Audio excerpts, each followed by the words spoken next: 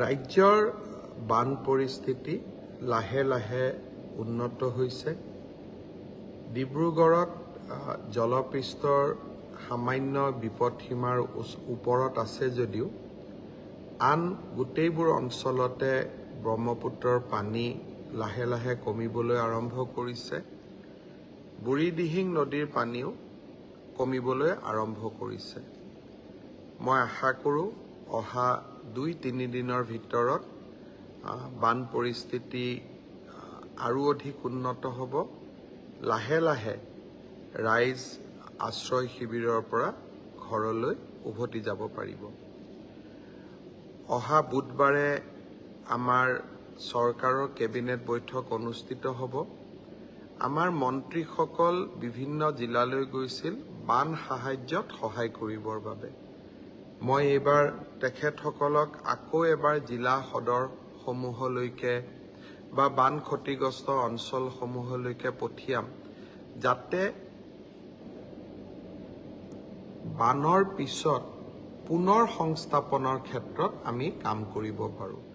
বিশেষকৈ যিসকল ছাত্ৰ ছাত্ৰীৰ কিতাপ পত্ৰ নষ্ট হ'ল, যিসকলৰ ঘৰ বা গৃহ তেওঁলোকে হেৰুৱাবলগীয়া হ'ল বা ঘৰ আদিত বিস্তৰ ক্ষতি হ'ল, আৰু যিসকলৰ পশুধন হেৰাই গ'ল, এই ধৰণে যিসকল বিভিন্ন দিশত বানৰ দ্বাৰা ক্ষতিগ্ৰস্ত হ'ল, তেওঁলোকক যাতে আগষ্ট মাহৰ 15 তাৰিখৰ আগতেই আমি সহায় কৰিব পাৰোঁ, তাৰ বাবে আমি আকৌ এটা প্ৰচেষ্টা চলাম।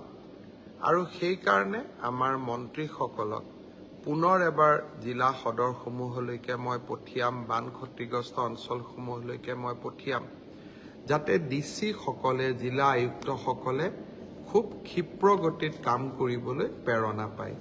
আমি যাতে ক'তো শ্ল' হৈ নাযাওঁ, আমি যাতে বানপানীৰ পৰিৱেশ উন্নত হোৱাৰ পিছতো দুৰ্ভগীয়া ৰাইজক মনত ৰাখোঁ আৰু দুৰ্ভগীয়া ৰাইজৰ বাবে আমি সেৱা আগবঢ়াব পাৰোঁ। গুৱাহাটীৰ দুৰ্ভগীয়া শিশু অবিনাশৰ বিষয়ে সমগ্ৰ অসমবাসী এতিয়া অৱগত। যোৱাকালি আমাৰ SDRF, NDRFৰ প্ৰচেষ্টাত গুৱাহাটীৰ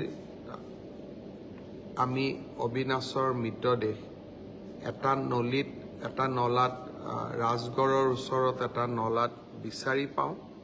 পোষ্টমৰ্টেমৰ পিছত সন্তানটিক বা শিশুটিক সৎকাৰ কৰা হয়।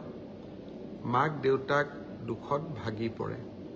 আজি মাক দেউতাকক মাত লগাবৰ বাবে মই অবিনাশৰ ঘৰলৈ গৈছিলোঁ। অকণমান চৰকাৰৰ পৰা সহায় কৰাৰো চেষ্টা কৰিছিলোঁ, কিন্তু আটাইতকৈ এইটোৱে চেষ্টা কৰিছিলোঁ যাতে এই দুখৰ দিনত অবিনাশৰ পিতৃ মাতৃৰ কাষত আমি থিয় হ'ব পাৰোঁ। স্থানীয় ৰাইজেও অবিনাশৰ পিতৃ মাতৃক যথেষ্ট সান্তনা দিছে। ময়ো তেখেতসকলৰ লগতে অবিনাশৰ ঘৰলৈ গৈ পিতৃ মাতৃক সান্তনা দিলোঁ।